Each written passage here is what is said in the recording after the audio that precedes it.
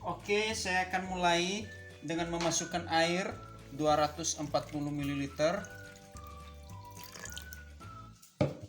Kemudian saya masukkan gula 30 gram. Oke, setelah gulanya sudah larut semuanya, lalu saya masukkan kuning telur 1 buah. Kemudian dihancurkan dan diaduk. Oke, setelah larut semuanya, saya masukkan susu bubuk full cream 15 gram.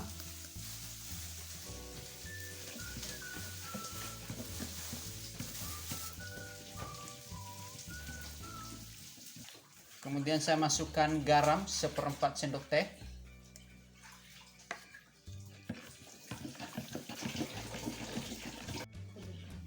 Oke, setelah semua komponen yang kita masukkan tadi sudah larut semua,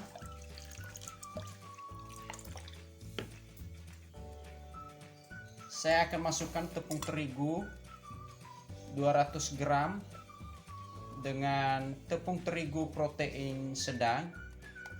Saya akan masukkan secara bertahap.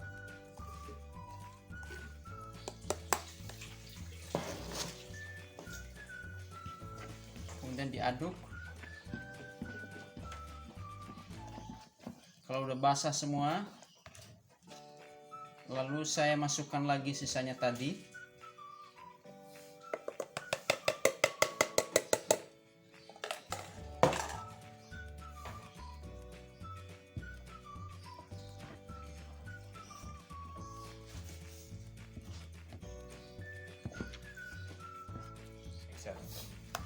Oke, setelah tercampur semua adonannya dengan air, sekarang kita adon dengan kita hentak-hentak di dinding wadah ya.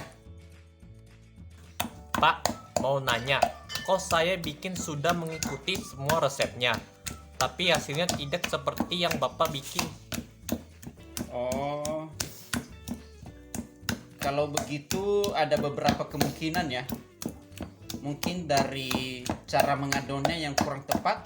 Kalau resepnya sudah ikut semua ya, mungkin dari cara mengadonnya yang belum bagus, belum sampai kalis, atau proses-proses yang lainnya. Mau nanya balik lagi, apakah kamu sudah resting dengan benar, yang seperti yang saya resting 2 jam setelah pemberian soda, 1 jam atau 2 jam lagi? Apa sudah di resting? Enggak Pak, kelamaan.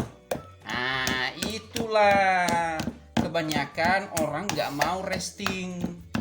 Memang sih tanpa di resting bisa jadi. Kalau hanya untuk konsumsi sendiri, ya jadi nggak apa-apa tanpa di resting.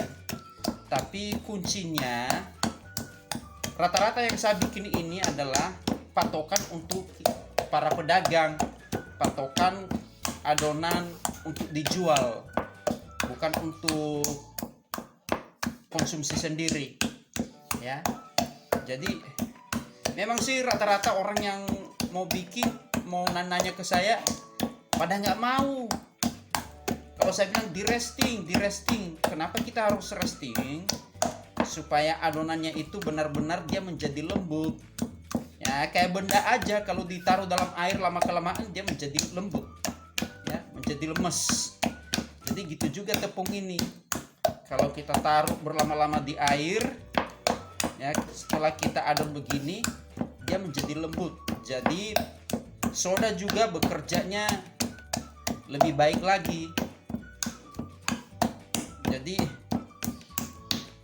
sekali lagi, kalau mau bikin, usahakan di resting dengan benar ya. Oke, sudah kalis adonannya, cukup kita mengadonnya. Kemudian adonan ini kita tutup dan kita istirahatkan selama 2 jam. Oke, setelah kita istirahatkan, kita diamkan adonan ini selama 2 jam. Kita lihat ini kondisinya, kelihatan ada buih-buihnya. Dan kita akan melakukan pemberian soda. Ini kita sisihkan dulu. Kita siapkan wadah. Kita masukkan baking powder 1/4 sendok teh dan soda kue 1/4 sendok teh juga. Lalu kita encerkan, kita larutkan dengan air sedikit, kemudian kita aduk. Lalu kita tuang ke dalam adonan, kemudian kita aduk, campur.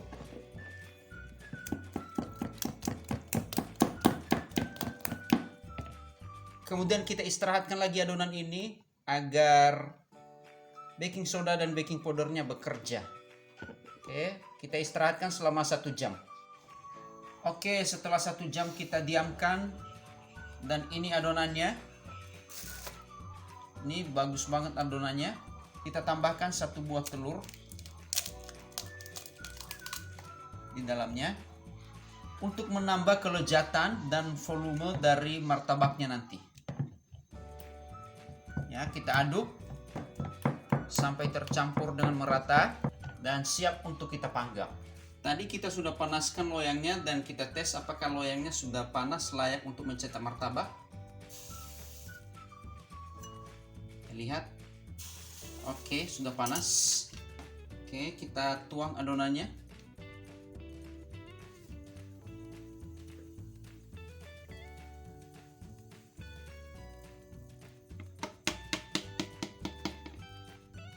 Kita bentuk pinggirannya.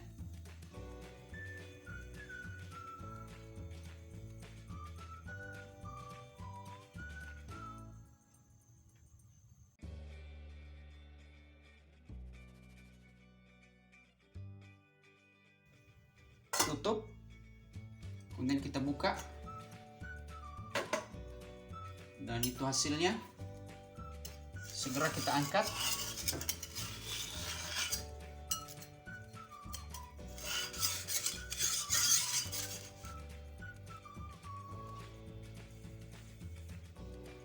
Oke, segera kita tembak dengan mentega atau margarin, kemudian kita tutup.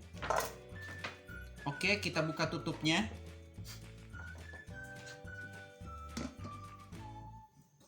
Ini martabaknya lembut. Saya akan potong tengahnya.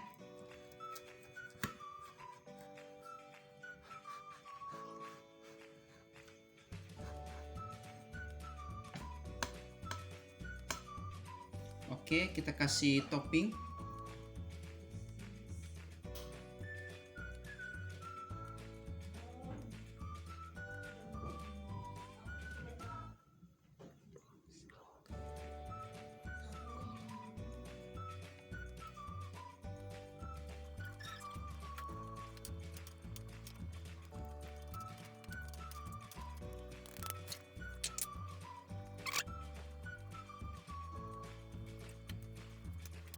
Oke, siap untuk kita lipat.